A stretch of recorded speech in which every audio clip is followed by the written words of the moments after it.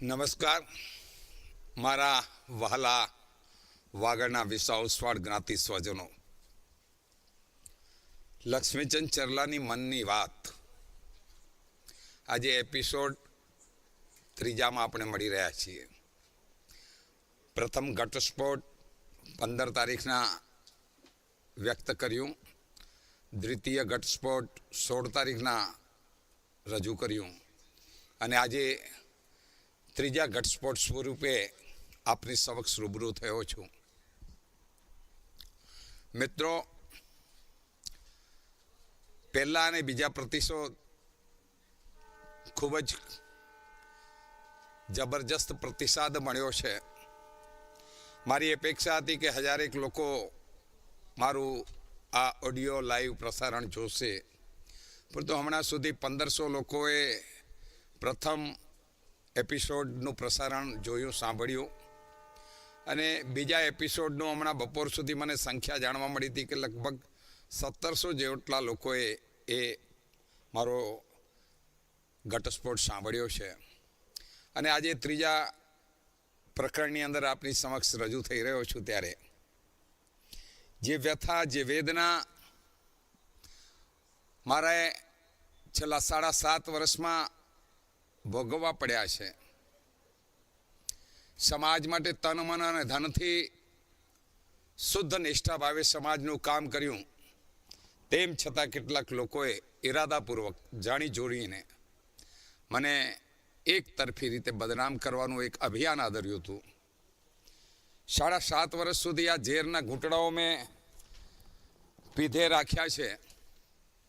નીલકંઠ બનીને એ ઝેરને પચાવવાની કોશિશ કરી છે અને આપ સૌના આશીર્વાદથી એ 7.5 વર્ષના ઝેરના ઘૂંટડાઓ ભરી લીધા પછી પણ જીવતો રહ્યો છું. અને 2017ની ચૂંટણી હારી ગયા પછી પ્રથમ દિવસથી સામાજિક ક્ષેત્રમાં કામ કરવાનું મેં મારું જે કર્તવ્ય હતું એ કર્તવ્ય અક્ષુણ્ણ રીતે બજાવ્યું છે. પછી સામાજિક લેવલ પર ટીમ વાગડના માધ્યમથી, અન્ય સંસ્થાઓના માધ્યમથી મેં જાહેર જીવનમાં મારી ભૂમિકા એ જ રીતે બજાવી છે, જેનો મને સંતોષ છે. આટલું ઝેર જીરવ્યા પછી કોઈ માણસ સામાજિક ક્ષેત્રમાં આવે નહીં, પરંતુ આપ સૌના આશીર્વાદ અને પરમપિતા પરમાત્માની કૃપા દ્રષ્ટિના કારણે લક્ષ્મીચંદ ચરલા ઝેરના ઘૂંટડા ભરતા પણ સમાજની શ્રેષ્ઠતા માટે, વંચિતોની પીડાને દૂર કરવા માટે, દુઃખી અને વ્યથિત લોકોની વેદનાને વાચા આપવા માટે કાર્યરત રહ્યો છે અને એનો મને સંતોષ છે. સ્વાભાવિક છે, 2006થી લઈને 2011 સુધીની મારી સફર, અને એ સફરની અંદર મેં વચન આપ્યા મુજબના જે સેવા કાર્યો વાગડ વિસાવસ્વાડ 24 મહાજનના પ્રમુખ તરીકે મેં કર્યા. 6000 જેટલા કોમ્પ્યુટર, 6000 જેટલા રાહત, 6000 રૂપિયાની રાહત દરે 125 થી 150 જેટલા કોમ્પ્યુટરો મેં સમાજના વિદ્યાર્થીઓને ભેટ આપવાનું કાર્ય પાર પાડ્યું. બોરીવલીમાં કોમ્પ્યુટર સેન્ટરની શરૂઆત કરી. એ સેન્ટરને 3 વર્ષ સુધી ચલાવ્યું. ત્યારબાદ કોમ્પ્યુટર સેન્ટરને મલાડની અંદર ચાલુ કર્યું, મહાજન કાર્યાલયના નીચેના ભાગમાં. અને જે આ દિવસ સુધી એ કોમ્પ્યુટર સેન્ટર ચાલ્યું, હમણાં મને ખબર નથી આ લોકો કોમ્પ્યુટર સેન્ટર ચાલુ રાખ્યું છે કે બંધ કર્યું છે, મને બહુ ખ્યાલ નથી. પરંતુ મેં મારા સમય દરમિયાન એ કોમ્પ્યુટર સેન્ટરની અંદર સમાજના દીકરા દીકરીઓને સામાન્ય દરે કોમ્પ્યુટરનું શિક્ષણ મળે માટેની વ્યવસ્થા કરી હતી અને ખૂબ જ બોડા લોકોએ ઉમદા ભાવથી ઉપયોગ કર્યો હતો. મને એક વાતનો ખૂબ આનંદ છે કે મારા શાસન દરમિયાન મેં રૂપારેલ કોલેજના સહયોગથી વાગડ ઇન્સ્ટિટ્યૂટ ઓફ મેનેજમેન્ટની શરૂઆત કરી હતી. ડૉક્ટર મનસુખ ગડા, પ્રોફેસર વિજય સત્રા અને આ લોકોએ જે રીતે કામ કર્યું અને આપણે 200 જેટલા વિદ્યાર્થીઓને MBA કરાવી શક્યા. સમાજનો યુવા વર્ગ સમાજની સાથે જોડાય. સામાન્યપણે લોકો કહેતા હોય છે કે સમાજના યુવાનો ઉદાસીન રહે છે, સામાજિક પ્રવૃત્તિઓમાં ભાગ નથી લેતા કે સમાજની પરંપરાઓમાં બહુ વિશ્વાસ નથી રાખતા. પરંતુ એ વસ્તુઓને દૂર કરવા માટે એક પ્રયોગ કર્યો. સમાજના યુવાનોને સાંકળતી પ્રવૃત્તિઓના માધ્યમ માટે મેં યુવા સર્કલની રચના કરી અને યુવા સર્કલે મારા શાસનકાળ દરમિયાન ખૂબ જ શ્રેષ્ઠ કામ કર્યા, જેના થકી સમાજના અનેક યુવાનો અને યુવતીઓ એકબીજાના પરિચયમાં આવ્યા. એમાંથી કેટલાક યુગલો લગ્નના બંધને પણ બંધાયા અને એ યુગલો જ્યારે આજે મને મળે છે ને કાકા કહીને મને જ્યારે મળે છે ત્યારે ખૂબ જ આનંદ અનુભવાય છે. સમાજના અવસાન પામનારા લોકોની સમજ સમાજના લોકોને પડે એ માટે SMS સેવાની શરૂઆત કરી અને એ SMS સેવા આજ દિવસ સુધી ચાલી રહી છે. ખૂબ જ સરસ રીતે સમાજના આ અવસાનની નોંધ સમાજના પ્રત્યેક વ્યક્તિને SMS માધ્યમથી મળે છે. આ SMS સેવા શરૂ કરવાનું મને અને મારા સાથીદારોનું ભાગ્યમાં આવ્યું. 224 જેટલા કુટુંબોને મેં મારા શાસન દરમિયાન આર્થિક સહાય દર મહિને આપવાનું શરૂ કર્યું હતું. એ આર્થિક સહાય પણ 224 કુટુંબોને મારા શાસનકાળ દરમિયાન મળતી રહી. નવજીવન મેડિકલ સેન્ટરની સ્થાપના કરી અને 3000 ફૂટની અંદર સમાજનું પ્રથમ મેડિકલ સેન્ટર પણ ત્યાં બન્યું, જે આજ દિવસ સુધી ચાલુ છે. મારા સમયમાં 40 જેટલા અલગ અલગ વિશેષજ્ઞ ડૉક્ટરો આવતા અને પોતાની સેવાઓ આપતા. તેમાં ડેન્ટિસ્ટ વિભાગ હતો, પેથોલોજી વિભાગ હતો અને ખૂબ જ સરસ રીતે સેન્ટર ચાલતું. સમૂહ લગ્નોનું આયોજન કર્યું અને અનેક સમૂહ લગ્નો અને સમય પ્રમાણે જ્યારે સમૂહ લગ્નની વ્યવસ્થામાં પરિવર્તન કરવાનું લાગ્યું ત્યારે એ મર્યાદિત રીતે પણ સમૂહ લગ્નોનું આયોજન કરતા રહ્યા અને ખૂબ જ પરિવારોને એ માધ્યમથી આપણે સામાજિક વ્યવસ્થામાં સામાન્ય ખર્ચમાં એ સમૂહ લગ્નો પાર પાડ્યા. 2700 ફૂટનું કાર્યાલય મહાજનનું ખરીદાય એ માટે પ્રયાસો કર્યા અને સૌથી પહેલાં એ 2,31,00,000 મહાજનનું કાર્યાલય ખરીદાયું અને ત્યારે મેં એક યોજના બનાવી કે લાખ રૂપિયાના 231 દાતાઓ મેળવીશું, જેથી કરીને આ કાર્યાલયનું આપણે હસ્તગત કરી શકીએ. અને પ્રથમ ₹1,00,000 યોજનામાં મેં મારા અર્પણ કર્યા અને પછી મારા ₹1,00,000 અર્પણ કર્યા પછી બાકીના લોકો પાસે માંગ્યા અને લોકોએ મને 231 નામો આપ્યા અને આપણે એક સુંદર મજાનું કાર્યાલય આપણા વાગડ વિસાવસવાડ જ્ઞાતિનો એક ઐતિહાસિક જેને કહીએ કે મુકામ કે 40 વર્ષ પછી સમાજનું પોતાનું કાર્યાલય મુંબઈની અંદર શરૂ કરી શક્યા. અને એ પણ કાર્યાલય 2700 ચોરસ ફૂટની અંદર શરૂ કર્યા. વિરાટ કક્ષાએ કોન્ફરન્સ રૂમ, અધિકારી બોર્ડની રૂમ, ટ્રસ્ટી મંડળની રૂમ અને એની અંદર પત્રિકા માટેની વ્યવસ્થાનું રૂમ, મેનેજમેન્ટ રૂમ. આ ખૂબ જ સરસ મજાનું કાર્યાલય પણ આપણે શરૂ કર્યું.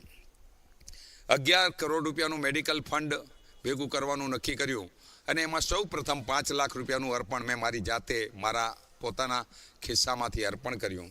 જ્યારે મહાજનનું કાર્યાલય લેવાયું ત્યારે સમાજ પાસે પૈસા નહોતા અને એટલે સૌથી પહેલાં ₹15,00,000 મેં એ મહાજનના કાર્યાલયનું પેમેન્ટ કરવા માટે આપ્યા. 6 મહિના સુધી એ રૂપિયા મારા ત્યાં રોકાયેલા હતા. પછી જેમ જેમ દાતાઓના રૂપિયા આવતા ગયા એમાંથી એ ₹15,00,000 પાછા મેં મેળવ્યા. ત્યાં સુધી મારા ₹15,00,000 6 મહિના સુધી મહાજન કાર્યાલય માટે વગર વ્યાજે રહ્યા. સાહેબ, આવું બધું કામ કર્યું અને આ કામ કરતાં કરતાં જે પ્રકારની પરિસ્થિતિ થઈ અને એ પરિસ્થિતિની અંદર મારી ઉપર એક 7.5 વર્ષથી સતત આરોપ નાખવામાં આવ્યો છે કે મેં ગોલમાલ કરી છે, મેં સમાજના કરોડો રૂપિયા હું ખાઈ ગયો છું. સાહેબ, આપને સૌને ખ્યાલ નહીં હોય આપણા સમાજની વ્યવસ્થા કઈ રીતે ચાલે છે. આપણા સમાજના દિગ્ગજ આગેવાનોએ જે તે સમયમાં 1966માં સમાજનું બંધારણ ઘડ્યું ત્યારે 24 મહાજનની વ્યવસ્થા હતી અને 24 મહાજનને જ્યારે એવું લાગ્યું કે હવે આપણી આ વ્યવસ્થાઓને ફેલાવવી પડશે, આપણે મિલકતો મેળવવી પડશે અને સ્થાવર જંગમ મિલકતો પણ ઊભી કરવી પડશે સમાજની વિવિધ પ્રવૃત્તિઓ માટે. અને ત્યારે એક વાગડ વિસાવસવાડ 24 મહાજન ચેરિટેબલ ટ્રસ્ટ નામનું એક ટ્રસ્ટ સ્થાપિત કર્યું અને એ ટ્રસ્ટને સ્થાપિત કર્યા પછી એ ટ્રસ્ટના માધ્યમથી સમાજની પ્રવૃત્તિ ચાલે અને આપણા સમાજમાં 2 પ્રકારની વ્યવસ્થાનું નિર્માણ થયું. સમાજનો વડો 24 મહાજનનો પ્રમુખ કહેવાય પરંતુ 24મી મહાજનનો પ્રમુખ પણ આપ ખુદ ન બને, એટલે મિલકતો ખરીદવાની વાત હતી. એ મિલકતો 24મી મહાજન ચેરિટેબલ ટ્રસ્ટના નામે ખરીદાય અને એનું મેનેજમેન્ટ ટ્રસ્ટીઓ કરે. મેનેજિંગ ટ્રસ્ટી, સહ મેનેજિંગ ટ્રસ્ટી અને બાકીના 10 કે 11 ટ્રસ્ટીઓ બધા સાથે મળીને એનું મેનેજમેન્ટ કરે, જેનાથી કોઈ પ્રમુખ આપ ખુદ ન બની જાય, એની ઉપર કંટ્રોલ રહે એ માટેની વ્યવસ્થા સમાજે વિચારી. અને એ માટે હું જ્યારે ચૂંટાયો ત્યારે મારી સાથે જે ટ્રસ્ટીઓ હતા, મેં ગઈકાલે એમના નામ લીધા હતા. ચાપસી દેવસી નંદુ ચાપસી બાપા મેનેજિંગ ટ્રસ્ટી બન્યા. સહ મેનેજિંગ ટ્રસ્ટી કે 2006 થી 2011 સુધી મારી સાથે નાગજીભાઈ કેશવજી રીટા રહ્યા. અને 2011માં જ્યારે ચૂંટણી આવી ત્યારે આ ચૂંટણીમાં મેં વિજય મેળવ્યો. અને એ ચૂંટણી પછી ફરીથી નવું ટ્રસ્ટ મંડળ રચવાની વાત આવી ત્યારે ફરી પાછા ચાપસી દેવસી નંદુ મેનેજિંગ ટ્રસ્ટી બન્યા અને નાગજી કેશવજી રીટા સહ મેનેજિંગ ટ્રસ્ટી બન્યા. આ ટ્રસ્ટી 2014ના 12મા મહિના સુધી નાગજીભાઈ ચાલુ રહ્યા. 2014માં વાગડ ગુરુકુળની ઘટના પછી નાગજીભાઈએ રાજીનામું આપ્યું. 2006 થી 2014 એટલે કેટલા વર્ષ થયા તમે ગણો? 8 વર્ષ સુધી નાગજીભાઈ સહ મેનેજિંગ ટ્રસ્ટી કે તરીકે જવાબદારી આપતા. હવે સાહેબ બહુ કમાલની કહેવાય એવી વાત એવી બની કે 24મી મહાજન એક વ્યવસ્થા હતી જે સમાજના રીતિ નીતિ, મૂળભૂત નીતિ અને પરંપરાઓનું ધ્યાન રાખતી, પરંતુ આર્થિક બાબતોનું ધ્યાન 24મી મહાજન ચેરિટેબલ ટ્રસ્ટ હસ્તક રહેતું. એટલે જ્યારે કાર્યાલય ખરીદાયું તો એ કાર્યાલયની માલિકી હતી વાગડ વિસાવ 24મી મહાજન ચેરિટેબલ ટ્રસ્ટની. જ્યારે મેડિકલ ફંડ બન્યું 11 કરોડનું તો એની પણ માલિકી હતી વાગડ વિસાવ 24મી મહાજન ચેરિટેબલ ટ્રસ્ટની. મેડિકલ સેન્ટર બન્યું તો એ મેડિકલ સેન્ટરની માલિકી પણ હતી વાગડ વિસાવ 24મી મહાજન ચેરિટેબલ ટ્રસ્ટની. પત્રિકા બની તો પત્રિકા પણ વાગડ વિસાવ 24મી મહાજન ચેરિટેબલ ટ્રસ્ટના અંડરમાં લેવાય. તો સાહેબ પૈસાનો જે વ્યવહાર થયો એ પૈસાનો વ્યવહાર કોણે કર્યો? લક્ષ્મીચંદ ચરલાએ ન કર્યો. એ વ્યવહાર વાગડ વિસાવ 24મી મહાજન ચેરિટેબલ ટ્રસ્ટે કર્યો. અને જે રૂપિયા આવ્યા, સમાજનું દાન આવ્યું, એ ક્યાં જમા થયું? વાગડ વિસાવ 24મી મહાજન ચેરિટેબલ ટ્રસ્ટમાં. લક્ષ્મીચંદ ચરલા તો એમાં ક્યાંય હતો નહીં. 2006 થી 2011 સુધી લક્ષ્મીચંદ ચરલા ટ્રસ્ટી પણ નહોતો.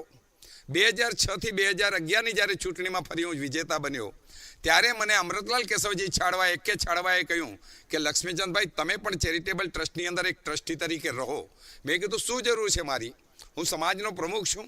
એક વધુ વ્યક્તિને આપણે સમાજના આગેવાનને આપણે ટ્રસ્ટ મંડળમાં સમાવી શકીએ. ત્યારે એમણે મને કહ્યું કે લક્ષ્મીચંદભાઈ 24મી મહાજન ચેરિટેબલ ટ્રસ્ટની અંદર તમે ટ્રસ્ટી હો ને એ બહુ જરૂરી છે. કારણ કે ક્યારેક કોઈક નિર્ણય લેવો હોય અને ત્યારે આર્થિક બાબતનો પ્રશ્ન હોય કે ક્યાંક કોઈ મિલકત લેવી છે, કોઈક નવી પ્રવૃત્તિ ચાલુ કરવી છે, તો તમે 24મી મહાજન ચેરિટેબલ ટ્રસ્ટની અંદર એક મહત્વની ભૂમિકા ભજવી શકો. અને એમના કહેવાના કારણે 2011ની ચૂંટણી બાદ નવા બનાવેલા ટ્રસ્ટ મંડળની અંદર મેં મારું ટ્રસ્ટી તરીકેનું નામ રાખ્યું. 2006 થી 2011 સુધી હું માત્ર પ્રમુખ હતો, ટ્રસ્ટી નહોતો. 2014 થી 2017 સુધી હું મહાજનનો પ્રમુખ પણ હતો અને મહાજન ચેરિટેબલ ટ્રસ્ટનો ટ્રસ્ટી પણ હતો. હવે આ વાત આવે છે આર્થિક ગોલમાલની, તો આ જવાબદારી મારી નહોતી.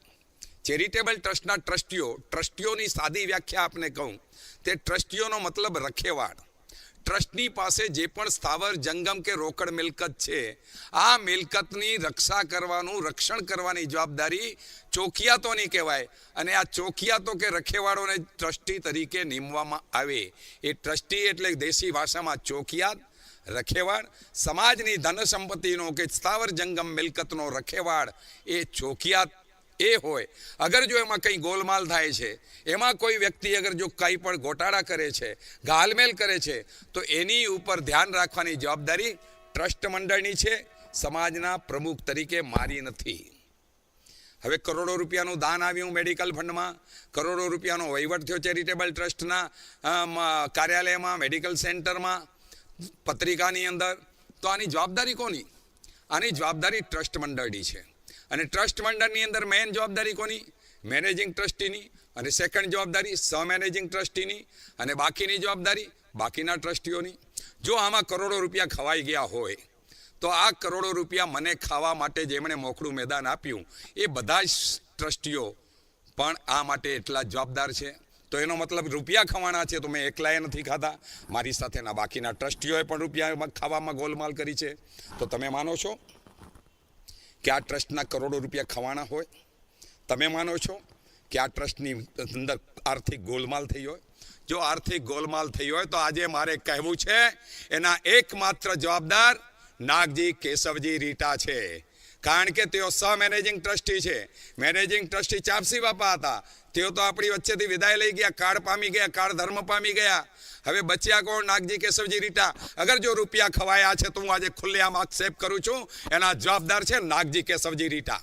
અને મારે આજે કહેવું છે સમાજને, આ બાબતનો કેસ કરો, ગાલમેલ બાબતનો કેસ કરો, અને જે પણ દોષિત હોય રૂપિયા ખાવામાં, પછી એ લક્ષ્મીચંદ ચરલા હોય કે નાગજી કેશવજી રીટા હોય કે બીજા ટ્રસ્ટીઓ હોય, તો એને ફાંસીના ફંદે પર ચડાવી દો, અથવા જે પણ ભારતના કાયદા પ્રમાણે સજા કરવામાં આવતી હોય એ સજા માટેની માંગ પોલીસ તંત્ર પાસે કરો, કોર્ટ પાસે કરો, કાનૂન પાસે કરો.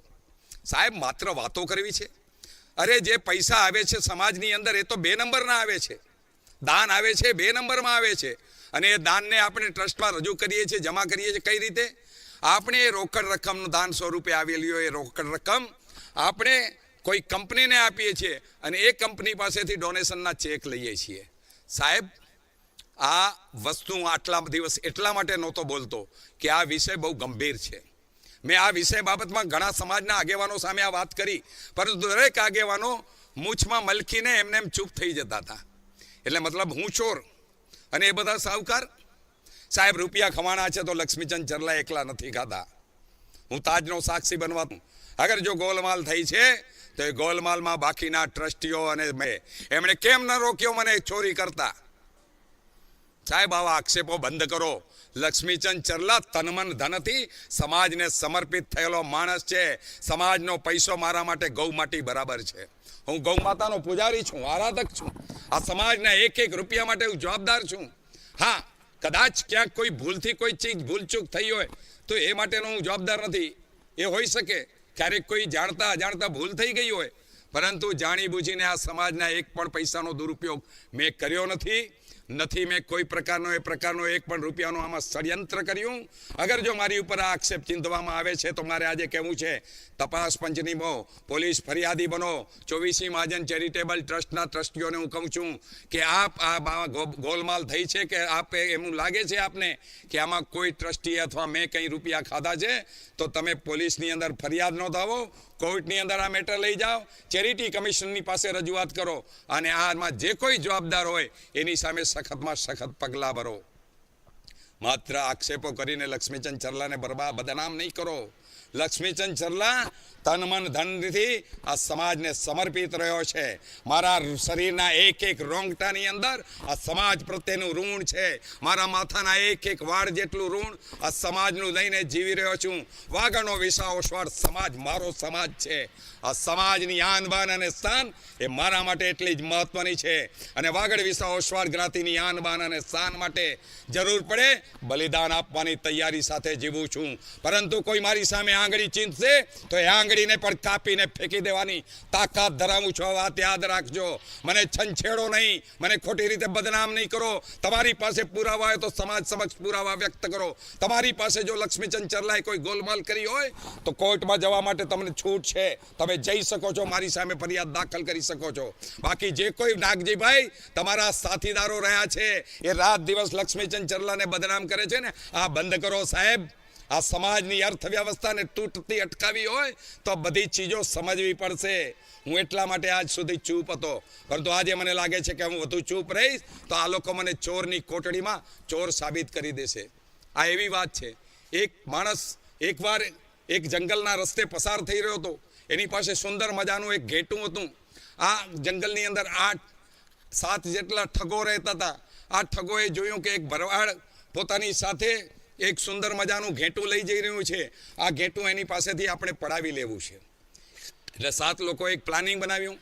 અલગ અલગ જગ્યાએ 7 વ્યક્તિઓ ઊભા રહી ગયા. એક વ્યક્તિ પેલો ઘેટું લઈને વ્યક્તિ એક જગ્યાએથી પસાર થયો એટલે પહેલાં એ હસ્યો. એ કે શું મૂર્ખ છે, કૂતરું લઈને જઈ રહ્યો છે? તો કે નાના ઘેટું છે. એ થોડોક આગળ ગયો, બીજો એક ભાઈ મળ્યો, એ કે ગાંડો લાગે છે, આ કૂતરાને કેમ ગોદમાં ઉપાડીને જાય છે રહ્યો? તો કે ના ભાઈ, ઘેંટું છે. ત્રીજી જગ્યાએ ગયું, એણે પણ આવી જ વાત કરી. ચોથી જગ્યાએ ગયું, આવી જ વાત કરી. પાંચમી જગ્યાએ આવી જ વાત કરી. છઠ્ઠી જગ્યાએ પણ મળનારા માણસે કીધું કે ગાંડો લાગે છે. કોઈ માણસ કૂતરાને પોતાની ગોદમાં ઉપાડીને થોડી ચાલે? આ કૂતરું છે, ફેંકી દે એને. તો પેલો કે ના ભાઈ, મારું ઘેંટું છે. તો કે ના, કોણે કીધું આ ઘેંટું છે? આ તો કૂતરું છે. આખરે સાતમી જગ્યાએ પહોંચ્યો. સાતમા ઠગાએ પણ આ જ વાત કરી. આ 7 જગ્યાએ પહોંચતા સુધીમાં અડધો કલાક લાગ્યો. એ માણસ પણ બ્રહ્મમાં પડી ગયો કે શું સાચે જ હું કૂતરાને ઉપાડીને જઈ રહ્યો છું? અને એને લાગ્યું કે આ 7 જણા મને કહે છે તો એ સાચા હશે ને.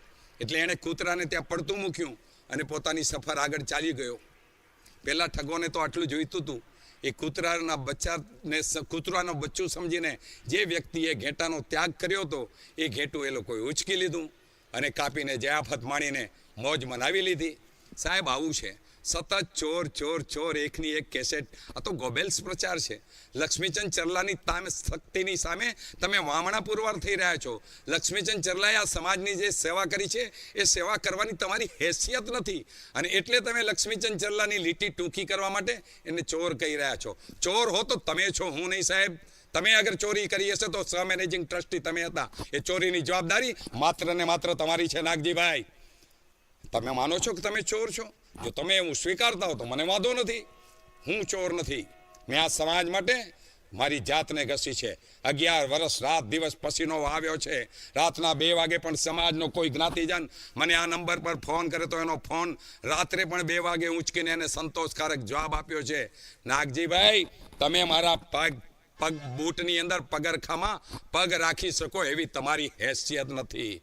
તમે શા માટે મને બદનામ કરી રહ્યા છો? વહેલી તકે આ સમાજની સામે સ્વીકારો.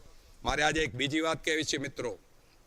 આ લોકો 2017ની ચૂંટણીની અંદર ગોલમાલ કરી અને એ ગોલમાલ મારા ધ્યાનમાં આવી.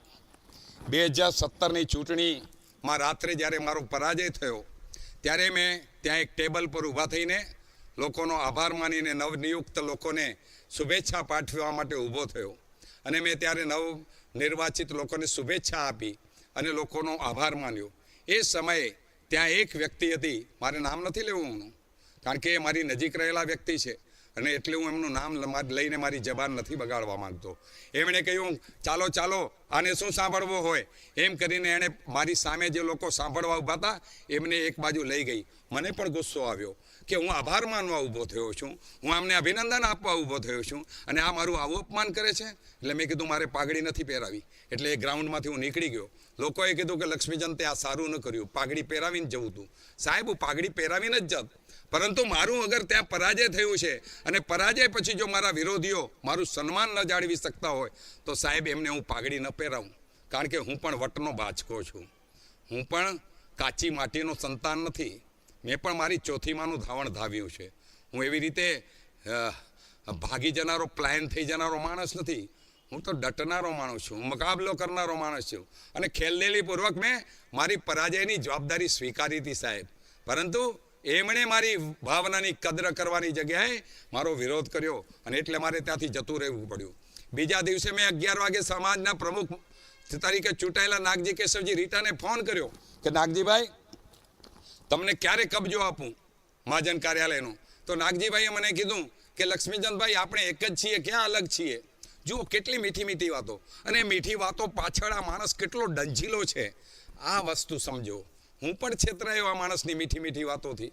કારણ કે 2006ની અંદર મેં એમને ટ્રસ્ટી બનાવ્યા હતા કારણ કે હું પણ એમની મીઠી મીઠી વાતોથી છેતરાયેલો વ્યક્તિ હતો. હું પણ સંમોહિત હતો એમનાથી કે નાગજીભાઈ એટલે બહુ મોટા માણસ છે, નાગજીભાઈ એટલે બહુ કામના માણસ છે, નાગજીભાઈની પાસે બહુ કામ કરવાની દીર્ઘદ્રષ્ટિ છે. આ બધી વાતોથી હું છેતરાયો હતો ને એમને ટ્રસ્ટી તરીકે બનાવ્યા. આ તો 2014ની ઘટનામાં, વાગડ ગુરુકુળની ઘટનામાં જ્યારે મારો એમની સાથે મતભેદ ઊભો થયો ત્યારે એમણે રાજીનામું આપ્યું. રાજીનામું આપ્યું ત્યાર પછી પણ જે પ્રકારે થઈ અને 17ની ચૂંટણી મારી સામે લડ્યા અને સ્વાભાવિક હતું. 10 વર્ષ સુધી મેં શાસન કર્યું હતું, 11 વર્ષ સુધી. એટલે આપણે કહીએ ને પેલી આપણી વિરોધની પ્રતિક્રિયાને હવા મળે, એન્ટી ઇન્કમ્બન્સી ઊભી થાય. મારી સામે પણ થઈ અને એન્ટી ઇન્કમ્બન્સીને કારણે ઘણા બધા લોકો નાગજીભાઈથી સંમોહિત થયા હતા મારી જેમ. એ લોકો નાગજીભાઈ સાથે જોડાયા. એમને આશા હતી કે નાગજીભાઈ સમાજનો મોટું કામ કરશે, મોટી મોટી કોલેજો, મહાજનવાડીઓ બનાવશે, સમાજને પ્રગતિના પથ પર લઈ જશે. લક્ષ્મીચંદ તો કડકો છે, એનામાં નહીં વરે. નાગજીભાઈમાંથી કંઈક મળશે. લોકો લોભાઈ ગયા, લોકો એનાથી આકર્ષિત થઈ ગયા, લોકો એની મીઠી વાતોમાં આવી ગયા અને એમણે નાગજીભાઈને જીતાડી દીધા. મને પરાજયનો રસ્તો બતાવી દીધો. ઠીક છે, હું 11 વાગે બીજા દિવસે ચૂંટણી હારી ગયા પછી કહું છું 2017ની અંદર નાગજીભાઈએ કીધું કે આપણે એક જ છીએ લક્ષ્મીચંદભાઈ, તમે મને ભલે 5, 15, 20 દિવસ મોડો કબજો આપજો, પરંતુ મને ઓડિટ કરાવીને કબજો આપજો. તો મેં કીધું નાગજીભાઈ ઓડિટ કરાવવા માટે તો ટાઈમ લાગે, 5, 15 દિવસમાં થશે નહીં. કે વાંધો નહીં, મહિનો ભલે ને લાગે, મને મહિના પછી કબજો આપજો, પણ ઓડિટ કરાવીને હું કબજો લઈશ. મેં કીધું ઠીક છે. મેં શાંતિભાઈ સત્રાને મહાજનના મંત્રીને કહ્યું કે તમે ઓડિટ કરવાની કામગીરી શરૂ કરી દો, આપણા સીએની સાથે સંપર્ક કરો અને ઓડિટ કામગીરી શરૂ કરો. એ દિવસે મને બપોરના 2 વાગ્યા સુધી મારી પાસે કેટલાક એવા પુરાવો આવ્યા જે પુરાવો સાબિત કરતા હતા કે ચૂંટણીની અંદર ગોલમાલ થઈ છે. અને એના કારણે મને લાગ્યું કે અગર ચૂંટણીમાં ગોલમાલ થઈ છે તો આ બાબત ગંભીર છે. અને ત્યારે મારે કેટલાક મિત્રોએ મને કહ્યું કે લક્ષ્મીચંદભાઈ ગોલમાલ થઈ છે, આ ચૂંટણીને ચેલેન્જ કરવી જોઈએ. મેં કીધું જવા દો, આપણે હારી ગયા છીએ, નિખાલસતાથી ખેલદેલીથી પરાજય સ્વીકારી લઈએ, આપણને વાંધો શું છે. પરંતુ મારા કેટલાક મિત્રોનો આગ્રહ હતો કે લક્ષ્મીચંદ ચરલા જાણી જોઈને આપણને હરાવવામાં આવ્યા હોય અને ગોલમાલના પુરાવા આપણને હાથ લગતા હોય તો આપણે કાનૂની કાર્યવાહી કરવી જોઈએ. અને એટલે મેં કાનૂની કાર્યવાહીની તૈયારી કરી. પરંતુ કાનૂની કાર્યવાહી એક અલગ વસ્તુ હતી. એ ચૂંટણીમાં ગેરરીતિ બાબતમાં હતી. મહાજન સામે કોઈ આક્ષેપ નહોતો, મહાજન સામે કોઈ કોર્ટમાં જવાની વાત નહોતી. માત્ર ચૂંટણીની પ્રક્રિયામાં ગેરરીતિ થઈ છે અને આ ગેરરીતિના કેટલાક પુરાવા મારા હાથમાં આવ્યા. તો સ્વાભાવિક છે જે પરાજિત છે એ વ્યક્તિના હાથમાં ગેરરીતિના પુરાવા આવે તો એને તો કાનૂનનો આશરો લેવો પડે. કારણ કે સમાજના પ્રમુખ તો જીત્યા હોય, એ તો કંઈ આપણને ન્યાય આપે નહીં, તો માણસે ન્યાય લેવા ક્યાં જવું? તો ન્યાય મેળવવા માટે માત્ર એની પાસે કાનૂનનો સહારો બાકી રહે. ભારતીય સંવિધાનના કાયદા પ્રમાણે આપણે કોર્ટમાં જવું પડે, પોલીસ કેસ દાખલ કરવો પડે. મેં પણ કર્યું. અને મને આ લોકોએ વાત ચર્ચા ઉગાડી કે આ લોકો કબજો આપવા માંગતા નથી. સાહેબ, કાનૂની કેસ અલગ બાબત હતી, કબજો અલગ બાબત હતી. કબજા અને કાનૂની બાબતોને સાંકળવાની જરૂર નથી. હું કબજો આપવા તૈયાર જ હતો. પરંતુ એકે છાડવાએ મને ફોન કર્યો, મને કે લક્ષ્મીચંદભાઈ શું વાત છે?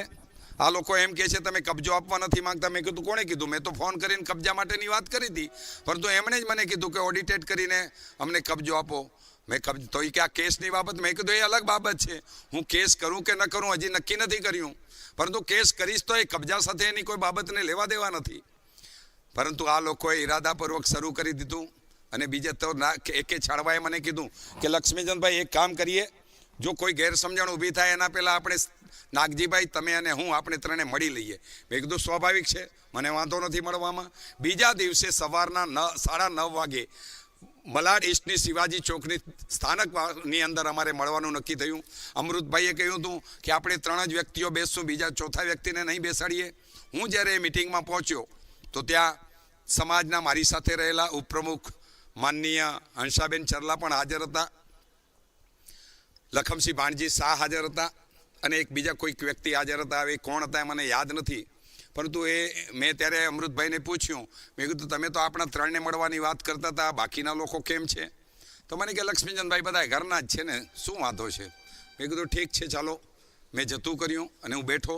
પરંતુ મારી સાથે ત્યાં પણ વચનભંગ થયો. 3 જગ્યા જણ કહેવાની જગ્યાએ 6 લોકો બેઠા હતા. હું મળ્યો. મેં અમૃતભાઈએ કીધું કે લક્ષ્મીચંદભાઈ આ શું છે? મેં ત્યારે સ્પષ્ટતા કરી કે મારી કાનૂની લડત ચૂંટણીની ગેરરીતિ બાબતમાં છે અને એ મારો અધિકાર છે. અગર મને લાગે છે કે ચૂંટણીમાં કંઈ ખોટું થયું છે અને એ માટેના કેટલાક સબૂતો મારા હાથમાં આવ્યા છે, તો મારો અધિકાર છે લોકતાંત્રિક તો હું એને ચેલેન્જ કરું. એની સાથે કબજાને કોઈ વસ્તુ જ નથી. પરંતુ નાગજીભાઈએ જ મને કબજો ઓડિટ કરીને પછી આપવા કીધું છે. તો સાહેબ, ઓડિટ થઈ જશે, હું કબજો આપી દઈશ. હું કેસ કરું કે ન કરું એની સાથે કોઈ મતલબ નથી. કબજો અલગ વસ્તુ છે, કેસ અલગ વસ્તુ છે. અને ત્યારે હંસાબેન ચરલા એમ બોલ્યા કે આને શું રિક્વેસ્ટ કરવી હોય, આપણે કાનૂની પ્રક્રિયાથી કબજો લેશું. અને આ વાત કરીને હું તો કાનૂની વાતની વાત જ નહોતી કરી, મેં કબજો આપવા માટે કાનૂનને ક્યાંય વચ્ચે લાવ્યો જ નહોતો, પરંતુ આ વાત કરી એટલે મારા સ્વમાનને ઠેસ પહોંચી. મેં કીધું હું હારી ગયો છું ચૂંટણી, એનો મતલબ એ નહીં કે હું સમાજની અંદર કોઈ સ્થાન નથી રાખતો. ચૂંટણી હાર્યો છું, સમાજનો આદર, સમાજનું સન્માન, સમાજનો સહયોગ તો હજુ પણ મારી સાથે છે ને. અને આ ભાઈ આવી રીતે કેમ વાત કરે છે? અને આ વ્યક્તિ મારી સાથે 5 વર્ષ સુધી ઉપપ્રમુખ તરીકે રહ્યા છે. આ વ્યક્તિને સન્નારી સંગઠન સમિતિના કન્વીનર તરીકે લઈ આવવા માટે મેં જ પ્રયાસો કર્યા હતા. અને મારી સાથીદાર રહેલી વ્યક્તિ આજે મને કાનૂનની વાતની ધમકી આપતી હોય તો સાહેબ, મારો સ્વભાવ છે, હું કોઈના બાપની ધમકી ન સાંભળું. એ તો મારા સ્વભાવમાં નથી. એટલે હું એ મિટિંગમાંથી ઊભો થયો. મેં કીધું હવે આ કાનૂનની વાત કરે છે ને, તો તમારી તાકાત હોય તો કાનૂનથી મારી પાસેથી કબજો લઈ લેજો. અને ત્યાર પછી બાકીની પ્રક્રિયાઓ થઈ અને મેં તાળો માર્યો. મારા તાળાની ઉપર નાગજીભાઈના લોકો તાળું મારી ગયા. આ મહાજન કાર્યાલયને મેં એકલે તાળું નથી માર્યું, એ લોકો પણ મારી ગયા છે. એટલે તાળું ખોલવાની જવાબદારી મારી નહોતી. તાળું ખોલવાની જવાબદારી મારી સાથે સાથે એમના લોકોની પણ હતી. આ તાળું માત્ર લક્ષ્મીચંદ ચરલાએ નથી માર્યું, એમણે પણ માર્યું છે. અને એ વસ્તુને પણ વિવાદને ઉકેલી શકાતો હતો, પરંતુ એ વિવાદ ઉકેલવાની જગ્યાએ એમણે શરૂ કર્યું. મારે કેરળ જવાનું હતું. કેરળા મારા એક મિત્રો જતા હતા. એમણે મને કહ્યું કે લક્ષ્મીચંદભાઈ, અમારી સાથે એક કપલ ચાલતું હતું, એ નથી ચાલતું, તો તમે ચાલો. તો મને થયું કે હું 11 વર્ષ સુધી ક્યાંય બહાર ફરવા નથી ગયો બહુ, તો ચાલો હવે આ મોકો મળ્યો છે, નિવૃત્ત થયો છું મહાજનમાંથી, તો ચલો 8 દિવસ ફરવાનું છે, ફરવા જાઉં. હું ગયો. આ બાજુ આ લોકોએ શું કર્યું? આ લોકોએ મહાજનના કાર્યાલય પર અનધિકૃત રીતે કબજો કરવાનો પ્રયાસ કર્યો. સાહેબ, તો પ્રયાસ તો એમણે કર્યો, મેં તો કર્યો નથી. મને પ્રેમપૂર્વક, સમાધાનપૂર્વક જો મારી પાસે એમણે ફરી પાછું કોઈ 5 સમાજના 5 અગ્રણીઓને બેસાડીને વાત કરી હોત તો એ વાતનો નિવેડો આવી જાત. પરંતુ આ વાત વટે ચડી ગઈ. ઘણી કાનૂની લંબાઈ ચાલી. મારો કોર્ટમાં કેસ દાખલ થયો, કેસ ચાલ્યો. સાહેબ, કોર્ટ કેસની અંદર જો પુરાવા મેં રજૂ ન કર્યા હોત ને તો પહેલી જ હિયરિંગમાં કોર્ટે મારો કેસ ફગાવી દીધો. પરંતુ મારી કેસની ગંભીરતા કોર્ટને સમજાઈ. કોર્ટે કેસ પોતાની ફાઇલ પર કર્યો. એ કેસમાં આગળની કાર્યવાહી ચાલી. અને જ્યારે આ બધી વસ્તુઓ થઈ એટલે આ લોકોએ મને બદનામ કરવા માટે આક્ષેપ મારો શરૂ કર્યો. હું કરોડો રૂપિયા ખાઈ ગયો છું, મેં ગોલબાલ કરી છે. આજ સુધી પેલો વિનોદ કાર્યો, એડવોકેટ વિનોદ કાર્યો નામ સાથે બોલું, એની ઓકાત શું આ માણસની? આ માણસ મારી સેવાકીય પ્રવૃત્તિઓની ક્યાંય બરાબરી કરી શકે? મેં આ સમાજ માટે જે બલિદાન આપ્યું છે એની બરાબરી કરી શકે? એણે એક ક્યાંક કોકને 5000 રૂપિયાની મદદ કરી હોય સમાજના સામાન્ય માણસને, તો એક દાખલો બસાવે એ માણસ. અને આ માણસ મારી સામે આગળ ગોલમાલ કરવાના આક્ષેપો મહાજનની મિટિંગમાં કરે અને મહાજનનો પ્રમુખ મંદ મુસ્કરાતો રહે. આ ન ચાલે સાહેબ.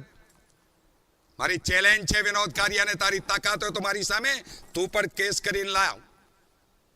તમે શું જાણીને મારી સામે આક્ષેપો કરો છો? તમે તમારી હેસિયત તો વિચારો.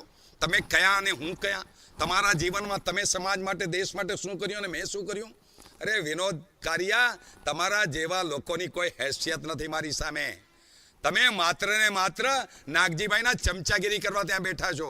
તમને સત્ય સમજાતું નથી અને તમે મારી સામે આક્ષેપો કરો છો. મારી સામે આંગળી ચીંધનાર વ્યક્તિ પોતે તદ્દન સત્ય હોવો જોઈએ. તમે કેટલા સત્ય છો? તમે એડવોકેટની ડિગ્રી લઈ લીધી એટલે તમે તમારી જાતને ભારતના એટર્ની જનરલ સમજો છો? સોરી, માફ કરજો, તમારી પાસે એવી કોઈ લાયકાત જ નથી. મિત્રો, ત્યારબાદ આ લોકોએ સમાજની સામે પોતાનું વિઝન વ્યક્ત કર્યું. જે વિઝન હતું એમનું, એમણે કેટલી બધી 23 કમિટીઓ બનાવી હતી સાહેબ. 23 કમિટીઓ અને 4 વિભાગ. દહીસરથી ચર્ચગેટ અને ડોંબીવલીથી વીટી સુધી, આજ સુધી કયા 4 વિભાગોમાં કઈ પ્રવૃત્તિ કરી સમાજને બતાવશો? એટલે એમણે તદંતર નિષ્ફળ ગયા. 23 કમિટીઓમાંથી કઈ કમિટીએ આ એમના 7.5 વર્ષ દરમિયાન કેટલું રિઝલ્ટ આપ્યું એ સમાજની પત્રિકામાં લખો ને સાહેબ, કે તમે 23 કમિટી રચી હતી. મારી પાસે છે એમની 23 કમિટીના ડોક્યુમેન્ટ. એમણે 23 કમિટીઓ રચી હતી. આ 23 કમિટીઓમાંથી કઈ કમિટીએ કેટલું કામ કર્યું સમાજને જાણવા દો, સમજવા દો. તમારામાં તમે પત્રિકાના પાના તો વેડ પહોંચો તો લખો કેટલી કમિટીઓ હતી. તમારે જોવું છે, હું તમને વાંચી બતાવું ભાઈ. એમણે જે સમાજની સામે કમિટીઓ મૂકી હતી ને, કેટલી કમિટી હતી જુઓ તમે. ખબર પત્રિકા કમિટી, સમૂહ લગ્ન કમિટી, શિસ્ત પાલન સમિતિ, મેડિકલ રિલીફ કમિટી, આર્થિક સહાય કમિટી, બંધારણ કમિટી, સન્નારી સંગઠન કમિટી, ગૃહ ઉદ્યોગ વિકાસ કમિટી, સગપણ કમિટી, લગ્ન કાઉન્સેલિંગ કમિટી, લીગલ અને ફાઇનાન્સ અને ઓડિટ કમિટી. મને તો સમજાતું નથી legal oblique finance oblique audit કમિટીનો મતલબ શું સમજાતું નથી. શિક્ષણ કમિટી, શાળા કોલેજ આયોજન કમિટી, કેટલી શાળાઓનું નિર્માણ કર્યું, કેટલી કોલેજો બંધાવી છે આ સમાજને બતાવો 7.5 વર્ષમાં.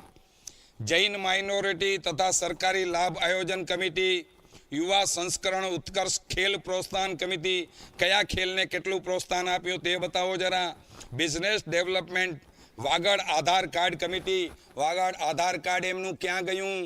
સમાજના લાખો રૂપિયા એમાં બગાડાયા છે, સમાજના લોકોનો એમાં સમય બગાડ્યો છે. એ આધાર કાર્ડ કોની પાસે છે ને ક્યાં વેલિડ છે? આ સ્પષ્ટતા સમાજની સામે કરો. એના માટે તમે પાનો ભરીને જાહેરાત આપી હતી, સમાજના કરોડો રૂપિયા વેડફ્યા છે. બતાવો કેટલા આધાર કાર્ડ તમારો સક્સેસ થયું. ક્યારેક તમે નિષ્ફળ થયા છો એ પણ પત્રિકામાં લખો કે આ વસ્તુ અમે મૂકી હતી પણ સફળ નથી થયા. એટલું ખેલદિલીપૂર્વક સ્વીકારો તો પણ હું માનું. યુવા સંસ્કરણ ઉત્કર્ષ ખેલ પ્રોત્સાહન committee, business development committee, Vagad Aadhaar card committee, arbitration સંવાદ કમિટી, ફંડ વિકાસ સમિતિ, આયોજન કમિટી, સલાહકાર કમિટી, સમાજ સંગઠન કમિટી, સ્થાનિક કમિટી, મુંબઈ રિજનલ કમિટીઓ, ખોડથી Vandra A committee, B committee ખારથી વિરાર, સી કમિટી વીટીથી ઘાટકોપર, ડી કમિટી ભાંડુપથી થાણા કલ્યાણ ને ડોંબિવલી. આટલી બધી સંસ્થાઓ તમે કમિટીઓ બનાવી. આ કમિટીઓમાં આજ સુધી 7.5 વર્ષમાં કેટલી સારી કામગીરી કરી એ પણ સમાજ સામે મૂકો સાહેબ. તમે નહીં મૂકી શકો કારણ કે તમે માત્ર પત્રિકામાં હીરો બનવા ટેવાયેલા છો. નૈતિક રીતે સમાજનું કામ કરવા માટેની તમારી કોઈ તત્પરતા કે તૈયારી જ નથી. અને નાગજીભાઈ તમે બાકીના લોકોને, તમારી સાથે છે હંસાબેન ચરલા, હું માનું છું કામ કરી શકે એવી બાઈ છે, એ બાઈનો ઉપયોગ કરી શકો તો તમે સારું કામ કરી શકો એની પાસેથી. પણ તમે એને પણ સાઈડ ટ્રેક કરી. બાકીના ઉપપ્રમુખો માટે મારે કહેવું છે એ મૌની બાબા જેવા છે, દામજીભાઈ પ્રેમજી ગડા હોય કે પેલા મનફરાવાળા, એ સજ્જનો છે પરંતુ મૌની બાબા છે, એ કામ ન કરી શકે. એ ઉદ્ધાન તપનું કામ હોય તો દામજીભાઈ કરી શકે, પણ મહાજન વ્યવસ્થાની અંદર મને નથી લાગતું દામજીભાઈએ કોઈ કામ કર્યું હોય કે પેલા પુનસીભાઈએ કોઈ કામ કર્યું હોય તો સારી વાત છે. એ સજ્જનો છે, હું સજ્જનો તરીકે એમનો સ્વીકાર કરું છું. સમાજ પ્રેમ પણ એમના હૃદયમાં છે, પરંતુ કામ કરવા માટેની એમની તૈયારી નથી, અથવા તમે એમને કામ કરવા કંઈ સોંપ્યું નથી. કારણ કે તમે એક હથુવાદીમાં ચાલો છો, આપ ખુદશાહીમાં ચાલનારા માણસ છો, એટલે તમે તમારા સાથી અધિકારીઓને મોકળું મેદાન આપતા નથી. એટલે કદાચ દામજીભાઈ કે પુનસીભાઈ જેવા લોકોને કંઈક કામ કરવાની ભાવના પણ હોય તો તમે એના માટે મોકળું મેદાન નથી આપતા. આપણી સાથે મંત્રી તરીકે અરવિંદ સાવલા એક કાબેલ વ્યક્તિ છે, પરંતુ અરવિંદ સાવલા પર પણ તમે વિશ્વાસ નથી મૂકી શકતા. એને પાસે પણ કામ કરવાની શક્તિ છે, ક્ષમતા છે, હું સ્વીકારું છું. અરવિંદ મારો મિત્ર છે, અરવિંદની કાબેલિયતને હું જાણું છું, પરંતુ અરવિંદની કાબેલિયતનો પણ તમે યોગ્ય દિશામાં ઉપયોગ કરવાની જગ્યાએ એની કાબેલિયતને પણ મારી વિરુદ્ધમાં ઉપયોગ કર્યો છે. નાગજીભાઈ, બીજા તમારા મંત્રી છે પેલા ચંપક, નામ આખું મને યાદ નથી, ભૂલી ગયો છું. ચંપક કંઈક છે કરવાનો કે ક્યાંકનો છે. આ ચંપક સાહેબ એની ઓડિયો કેસેટો સાંભળી છે. એ સમાજની મહાજનની ઓફિસમાં બેસીને બીજી કોઈક મહિલા, ગેરબંધારણીય મહિલા સાથે વાત કરે છે અને એની સાથે વાતમાં એ જમકુડીઓનો પ્રયોગ કરે છે. તમારી સાથે કામ કરતી નાની જમકુડી અને મોટી જમકુડી આવા નામકરણો આપો છો. આ શરમજનક વાત નથી? સમાજની મિટિંગમાં અધિકારીઓ વચ્ચે કોઈ પણ ચર્ચા થાય એ ફોન પર તમે ત્રીજી વ્યક્તિને જણાવો છો. સાહેબ, તમે બંધારણને વફાદાર નથી. બંધારણને વફાદાર હોય તો તમે સમાજની કમિટીમાં, સમાજના અધિકારી બોર્ડમાં જે કોઈ ચર્ચા થાય ને એ ચર્ચાની માહિતી જે કમિટીમાં નથી એવી વ્યક્તિને આપી ન શકો સાહેબ. ચંપકે આ પાપ પણ કર્યું છે, છતાં ચંપકને છાવરી રહ્યા છો. ચંપકે શું ઉકાળ્યું છે? એક SMS સેવાનું સંચાલન કરે છે તો સાહેબ અમારા શાંતિલાલ સત્રા પણ 11 વર્ષ સુધી આ કામ કર્યું છે અને સારી રીતે કર્યું છે. કોઈની ફરિયાદ નથી, એકાદ બે અપવાદરૂપ સિવાય. તો સાહેબ એમણે પણ ખૂબ સારું રિઝલ્ટ આપ્યું છે. તો ચંપકે એમાં કઈ બડી મોટ મારી છે? કદાચ મેસેજો એણે SMS સેવા મરણ ખબરના મેસેજો આપ્યા હોય તો. એના સિવાય કર્યું શું? માઇકનો પેલો મસ્તાન છે, માઇક લે છે, એની ભાષા સાંભળજો ક્યારેક, કેટલી સાચી વાતો કરે છે અને કેટલી વાતો એની અસ્પષ્ટ હોય છે. આ માણસને તમે છાવરી રહ્યા છો. આજે જે વિવાદ ચાલી રહ્યો છે એના મૂળમાં પણ એ ચંપક છે. એ ચંપકને સત્ય કહેવાની જગ્યાએ તમે એને સાચવો છો. આ જ ચંપકે ટીમ વાગડની જાહેરાતો આ બાજુ છાપવા માટેનું કીધું હતું. આટલી બધી આપ ખુદ સાઈ શરમજનક છે નાગજીભાઈ. તમને કહું છું, ત્યાં શામજીભાઈ મંત્રી છે, મારા મિત્ર છે, મહાજન પરંપરાના અનુગ્રાહી છે. શામજીભાઈમાં કામ કરવાની શક્તિ છે, પરંતુ ચંપક એમને આગળ આવવા દે તો કરે નહીં, બિચારો ન કરી શકે. તો બીજા કોણ છે મંત્રી? ચોથા મંત્રી ચંપક, અરવિંદ, શામજી અને ચોથા પ્રવીણ હરદોરગાલા. વિદ્વાન માણસ છે, મારા મિત્ર છે. વિરોધી ભલે હોય, વિરોધી હોય કઈ ગુનો નથી, વિરોધી હોય, પરંતુ પ્રવીણ હરદોરગાલા જેવા માણસ પણ ચૂપ છે. અરે પ્રવીણભાઈ, તમે તો બંધારણીય બાબતોમાં મારી સામે ઝંડો ઊંચો લઈને લડતા હતા. મને દુઃખ થાય છે તમારા જેવો માણસ આ બધી ગેરબંધારણીય બાબતોમાં સહમતિ આપી રહ્યો છે. પ્રવીણભાઈ, તમારામાં અગર જો આત્મગૌરવ બચ્યું હોય ને તો મારે આજે જાહેરમાં કહેવું છે, તમે સમાજની એક શ્રેષ્ઠ વ્યક્તિ કઈ બની શકો એવી ક્ષમતા ધરાવો છો, પરંતુ તમે પણ ચાપલૂસીમાં બેઠા છો. સત્યને સત્ય કહેવાની તમારી પણ નૈતિકતા બચી નથી, હિંમત બચી નથી. હિંમત જગાવો પ્રવીણભાઈ. આ સમાજની હિંમતની જરૂર છે, સાચું બોલનારાની જરૂર છે. તમે આવો મેદાનમાં, કેમ નથી આવતા? તમે જે કંઈ નીતિ રીતિ નાગજીભાઈ ખોટી કરી રહ્યા છે એની સામે તમારે તમારો બુલંદ અવાજ વ્યક્ત કરવો જોઈએ. તમારી પાસે મને આશા છે પ્રવીણભાઈ કે તમે ધારો તો સત્ય માટે તમે અવાજ ઉપાડી શકો, પરંતુ તમે પણ સત્તાના મોહમાં બેઠા છો, અવાજ ઉપાડતા નથી. પ્રવીણભાઈ, હજી પણ જગાવો તમારા આત્મગૌરવને, આ મારી આપને વિનંતી છે. આ પ્રકારે સમાજનું કામ થઈ રહ્યું છે, જે પ્રકારની પરિસ્થિતિઓનું સર્જન થયું છે આ બધી સમાજ કાર્યાલયનું. ત્યારબાદ એક મિડલ કમિટીએ હસમુખભાઈ, એડવોકેટ હસમુખભાઈ, મિત્ર વેલજી બોરીચા, આ લોકોએ મને કહ્યું કે લક્ષ્મીચંદભાઈ, 2017ની ચૂંટણી પછી જે મહાજન કાર્યાલય બંધ હતું, આ કાર્યાલયમાં બંને પક્ષો જવાબદાર હતા, માત્ર લક્ષ્મીચંદ ચરલાનો હતો. તાળું બંને લોકોએ લગાવ્યું હતું, એટલે જ્યાં સુધી અરસપરસ લગાવેલું તાળું ખુલે નહીં ત્યાં સુધી કાર્યાલય શરૂ ન થાય. અને પોલીસ સ્ટેશનની અંદર એક કેસ હતો, પોલીસે એની ઉપર એક કલમ લગાડી હતી.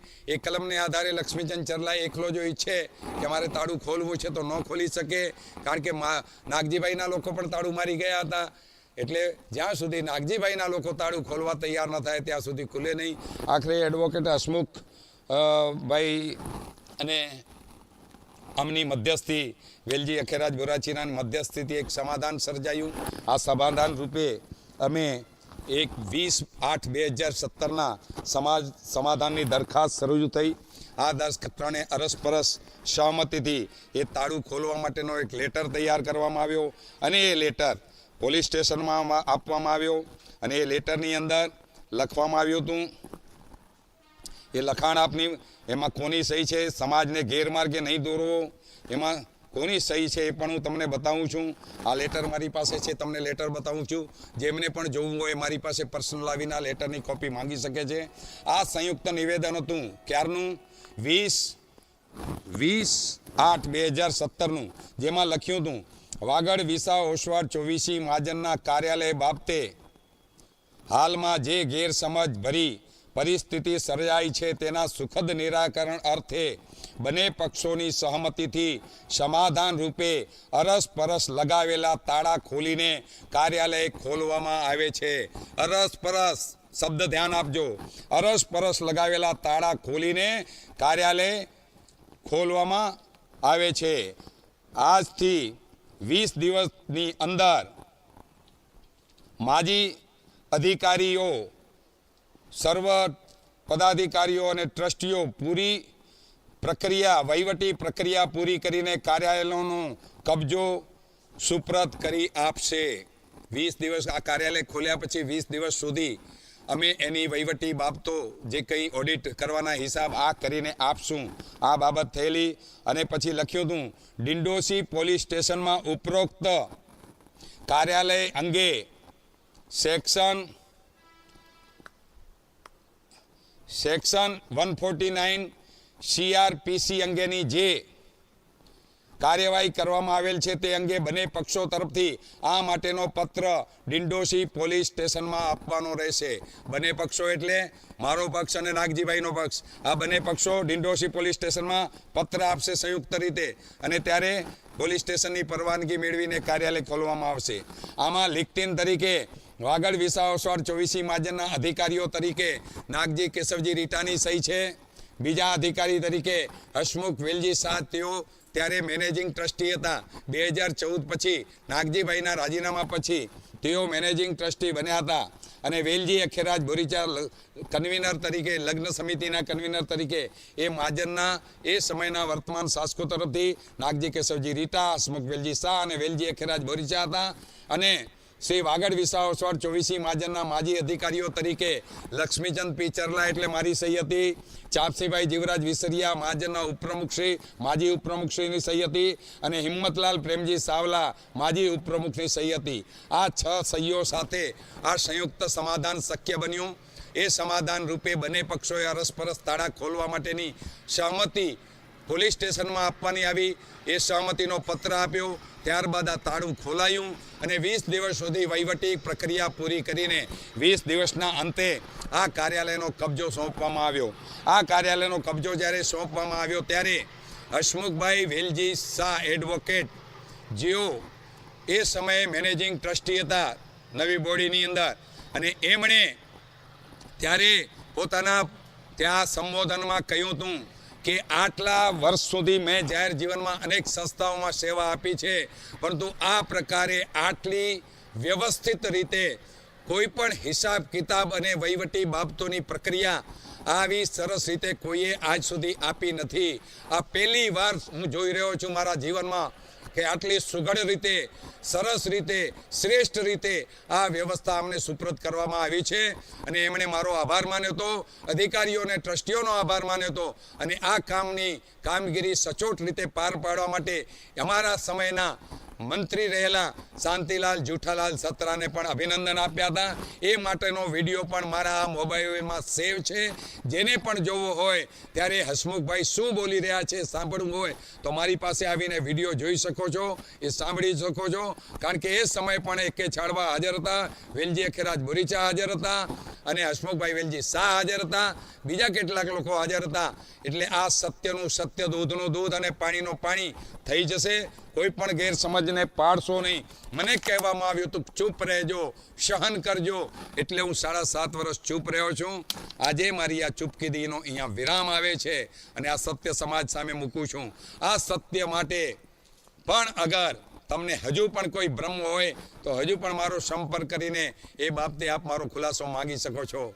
આ વાગડનો વિસાવસર સમાજ એ મારા માટે મારા માથા સમાન છે. આ માથું કોઈ કાપી જાય ચાલે, પરંતુ આ માથું ક્યારેય શરમથી નીચે ઝૂકશે નહીં. એવું કોઈ કામ કરશે નહીં કે આ શરમથી ઝૂકવું પડે. આપને વચન આપું છું, આજ નહીં આવતીકાલે પણ લક્ષ્મીચંદ ચરલા એ જ ટંકાર કરશે. અને જે દિવસે લક્ષ્મીચંદ ચરલા રણહાક કરવાની સ્થિતિમાં નહીં હોય એ દિવસે ઘર જાલીને બેસી રહેશે.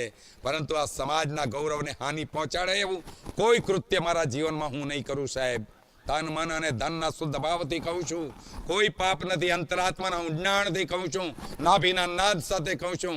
અમારી જ્ઞાતિ છે, આ જ્ઞાતિને શ્રેષ્ઠ બનાવવા માટે મારા જીવનની જે કંઈ શક્તિ છે, જે મારા જીવન પાસેની મારી સત્યતા છે, આ સત્યતા અને શક્તિનો ઉપયોગ સમાજના નવનિર્માણ માટે કરશો રહીશ.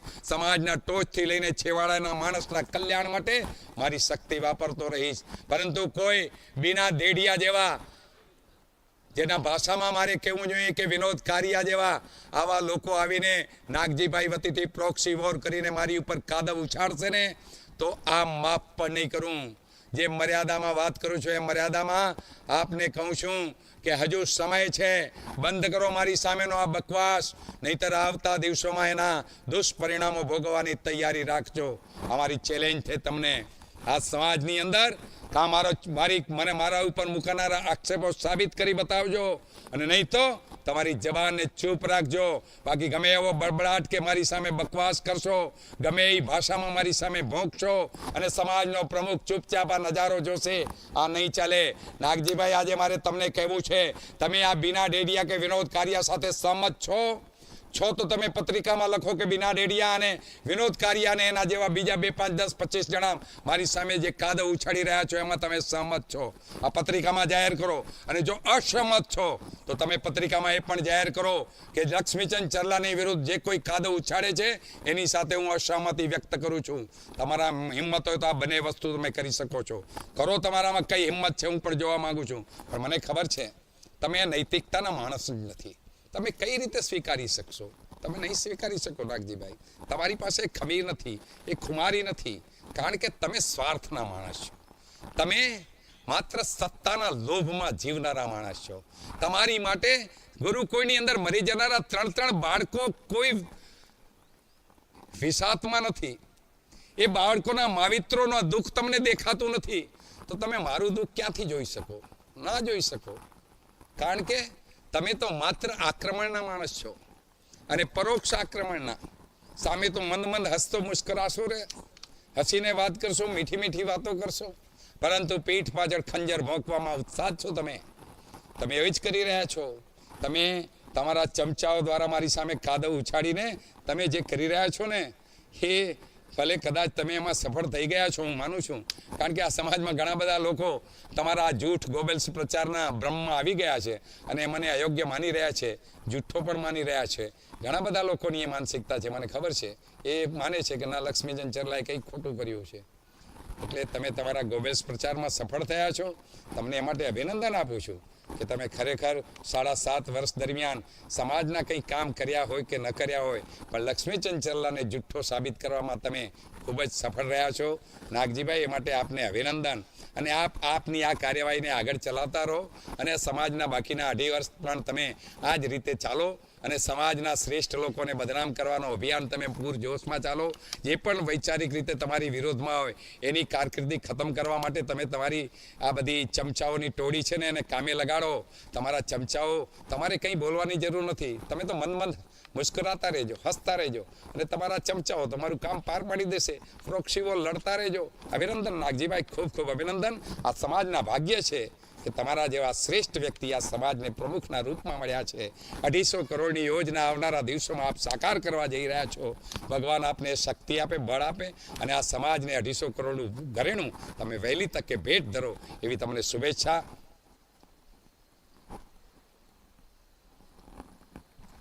મિત્રો, ઘણું બધું બોલ્યું છે, હજી ઘણું બધું બોલવાનું બાકી છે. આવનારા દિવસોમાં બોલીશ.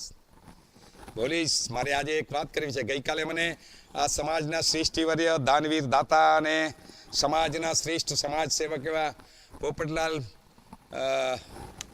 બચ્ચુભાઈ નંદુ ખારોઈવાળા એમનો ફોન આવ્યો હતો.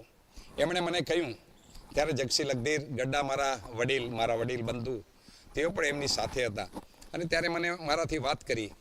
એમણે જે વાત મારી સામે વ્યક્ત કરીને સાહેબ, હું પણ પોપટભાઈની બધી વાતોથી સહમત નથી. ઘણી જગ્યાએ અમારા પણ મતભેદ થયા છે અને ભૂતકાળમાં એ મારી વિરુદ્ધમાં બોલ્યા છે, હું એમની વિરુદ્ધમાં બોલ્યો છું. પરંતુ તેમ છતાં મને જ્યારે એવું લાગ્યું કે મારે પોપટભાઈની માફી માંગી લેવી જોઈએ અને એટલે હું મુકેશ ગાલાને લઈને પોપટભાઈના ઘરે ગયો હતો અને એમની માફી માંગી હતી. કારણ કે એ વડીલ છે, એમણે કંઈક સેવા કાર્યો કર્યા છે, મેં પણ કર્યા છે, સ્વાભાવિક છે. છતાં મારા વડીલ છે, એમનું મારા થકી દિલ દુભાયું તો મારે ક્ષમા માંગવી જોઈએ. હું એમના ઘરે જઈને માફી માંગી આવ્યો હતો, ક્ષમા માંગી આવ્યો હતો અને એમણે પણ મને ક્ષમા આપી હતી. ત્યારબાદ ગઈકાલે એમણે મને ફોન કરીને કહ્યું કે લક્ષ્મીચંદભાઈ, તમારો બીજો ભાગ જોયો, પહેલો ભાગ નથી જોયો, પરંતુ બીજા ભાગની અંદર તમે સચોટ બોલ્યા છો. એમણે મને કહ્યું કે લક્ષ્મીચંદભાઈ, આ લોકોએ મને પણ ગાળો આપી હતી. આ લોકોએ જ્યારે આધાર સ્તંભ યોજના મેં એમને બતાવી કે આ રીતે સમાજની અંદર કોઈ મૃત્યુ પામનાર વ્યક્તિનો આધાર બનવા માટેની એક યોજના, ત્યારે એમણે મારી આખી આધાર યોજના સમજી લીધી અને જ્યારે પત્રિકામાં એમણે જાહેરાત આપી ત્યારે એમાં મારો ક્યાંય ઉલ્લેખ ન કર્યો. એટલે મેં એમની મિટિંગની અંદર ઓબ્જેક્શન ક્રિએટ કર્યું અને ઓબ્જેક્શન ક્રિએટ કર્યું ત્યારે આ ચંપક એણે મને મા બેન સામે ગાળો આપી સાહેબ. અને ત્યારે પ્રમુખ બેઠા હતા અને સમાજના ટ્રસ્ટી પણ 2-4 બેઠા હતા. એમણે મને નામ આપવાનું કહ્યું હતું, પરંતુ આજે એમને કંઈ અનુકૂળતા નહીં હોય એટલે એમણે મને કહ્યું હતું કે તમને કાલે 1 વાગ્યા સુધી નામ આપીશ, પરંતુ એમણે નામ આજે મને મોકલાવ્યા નથી. જગસીનો મેસેજ આવ્યો કે પોપટભાઈ 4-5 દિવસમાં તમને બધું નામ ને બધું લખીને આપશે. તો એમને મા બેન સામે ગાળો આપવામાં. પોપટભાઈએ તો મને ફોન પર એટલું કીધું કે મને જે ગાળો આપી છે ને ગાળો કાલે તમે બોલજો લક્ષ્મીચંદભાઈ યુટ્યુબ પર, પણ મને યોગ્ય નથી લાગતું એ ગાળો બોલવાનું. કારણ કે એવી ગાળો જાહેરમાં બોલીને મારી જબાનને નથી બગાડવી. કારણ કે વ્યક્તિગત તરીકે મેં કહ્યું ને, ઓસવાળ પુત્ર છું, એટલે વ્યક્તિગત 4 જણા બેઠા હોઈએ ત્યારે તો આ ગાળો સ્વાભાવિક રીતે બોલાતી હોય અને હું પણ બોલું છું, એ મારી કમજોરી છે. પણ પોપટભાઈને આ પ્રકારે મહાજન કાર્યાલયની અંદર મહાજનના પ્રમુખ હાજર હોય, મહાજનના ટ્રસ્ટી કહેવાતા 2-3 આગેવાનો હાજર હતા, 2-3 ટ્રસ્ટીઓ હાજર હતા, અને ચંપક પોપટભાઈ જેવા વડીલને મા બેન સામે ગાળો આપતો હોય તો આ નિંદનીય વસ્તુ છે. આવા વ્યક્તિને એ જ મિનિટે મહાજનના પ્રમુખે સસ્પેન્ડ કરવો જોઈએ મંત્રી તરીકે. પરંતુ નાગજીભાઈ હસતા રહ્યા, ચૂપચાપ આ વાતો સાંભળતા રહ્યા, ક્યાંય કંઈ બોલ્યા નહીં. એનો મતલબ એ થયો કે નાગજીભાઈ પણ ચંપકની વાત સાથે સહમત હતા.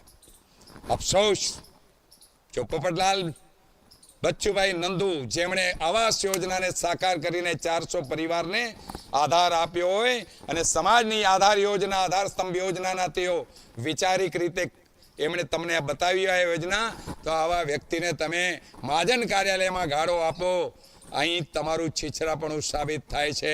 અને આવા મંત્રીને 1 મિનિટ પર સત્તા પર રહેવાનો અધિકાર નથી. અને સાથે સાથે આવા મંત્રીના આવા બેહુદા વર્તનને જો ચૂપચાપ કંઈ પણ બોલ્યા વગર પ્રમુખ સાંભળી લેતા હોય તો એ પ્રમુખની લાયકાત પણ કેટલી, આ મોટો પ્રશ્નાર્થ ચિહ્ન છે. તમને કહું છું, આ પ્રશ્નાર્થ ચિહ્ન ઉપર ગૌર કરજો. અને હું ખોટો હું તો પોપટ બાપા કના જઈને પૂછજો, પોપટલાલ બચ્ચુ નંદુ કના, કે તમને આવી ગાળો મહાજન કાર્યાલયમાં પ્રમુખની હાજરીમાં અને 3 ટ્રસ્ટીઓની હાજરીમાં ચંપક દ્વારા અપાઈ હતી કે નહોતી અપાઈ. હું ખોટો સાબિત થાવ ને તો તમારું જૂતું અને મારો ચહેરો મારી દેજો, હું સહન કરી લઈશ. પરંતુ આ સત્ય ઘટના છે. પોપટ બાપાએ સાથે જે થયું છે એ પણ દુઃખદ છે. આવી તો ઘણા બધા લોકો સાથે એમણે કાર્યવાહી કરી છે. મારે એ બાબતોમાં નથી જવું. ધીરે ધીરે હું મારી વાત આગળ વધારીશ. હું આજે રાત્રે અહીંથી કચ્છથી મુંબઈ જવા નીકળું છું, પછી કાલે ત્યાં પહોંચીશ. પરમ દિવસે પાછા યુટ્યુબના માધ્યમથી મારું મળવાની ઈચ્છા છે. જો શક્ય હશે તો મળશું, નહીંતર પરમ દિવસે નહીં, એના પછીના દિવસે મળશું. પણ આ મારી યુટ્યુબ પરની વાતો જ્યાં સુધી 2024 સુધી હું ન પહોંચું ત્યાં સુધી ચાલુ રહેશે. એક એક વસ્તુનો ઘટસ્ફોટ થશે. અને જે કોઈ વ્યક્તિ મારી સાથે જે પણ પ્રકારે કામ કર્યું છે, સારું કે નરસું, એ બધી બાબતો બતાવીશ. અને મારી અહીંથી ખુલ્લી ચેલેન્જ છે, મારી કોઈ પણ બાબતો ખોટી હોય તો મારી સામે તમે બદનક્ષીનો દાવો માંડી શકો છો. હું એ દાવાનો સામનો કરીશ, કારણ કે સત્ય કહેવા માટે સર્જાયેલો છું. અને જે કંઈ કહીશ મારી જ્ઞાતિ સ્વજનોને સંબોધીને, એમાં સત્યમાં એક પણ અક્ષર મારું નહીં ઉમેરું. જે પણ મારી સાથે થયું છે, જેમણે પણ કર્યું છે, એ જ બોલીશ. એના સિવાય એક અક્ષર નહીં બોલું. કારણ કે આ સમાજને મેં વચન આપ્યું છે, એ વચન પ્રમાણે સમાજની સામે સત્ય હશે જ રજૂ કરીશ. અને જો એક પણ અસત્યનો ઉપયોગ કરું તો હું મારા ભગવાનનો ગુનેગાર બનું. અને મારા ભગવાનનો ગુનેગાર મારે નથી બનવું. કારણ કે હું તો સંન્યાસી થવા સર્જાયેલો છું. 2-5 વર્ષ જ ખાવાત્ર તમારી સાથે છું. કેટલો કરજો છે મારી ઉપર, એ કરજો ચૂકી જાય એની રાહ જોઉં છું. આ કર્જમાંથી મુક્ત થઈ ગયો એ દિવસે હું આ સંન્યાસ ધારણ કરીને લોક કલ્યાણના કાર્યો માટે, ગૌ માતાની સેવા માટે, ગરીબ દિન દુખિયાઓની સેવા માટે નીકળી પડવાનો છું. ક્યાંક આશ્રમ બનાવીને બેસીશ, મારી મસ્તીમાં સાધના કરીશ. અને આ જ ખમીર અને ખુમારીથી સાવજની રણહાક ગજવતો રહીશ. સાવજની ડણક હા વાગતી રહેશે. સાંભળતા રહેજો મિત્રો. ધન્યવાદ. આપ સૌએ સમય ફાળવ્યો. વંદે માતરમ. દાડો મોજ કરે. જય 24 મહાજન.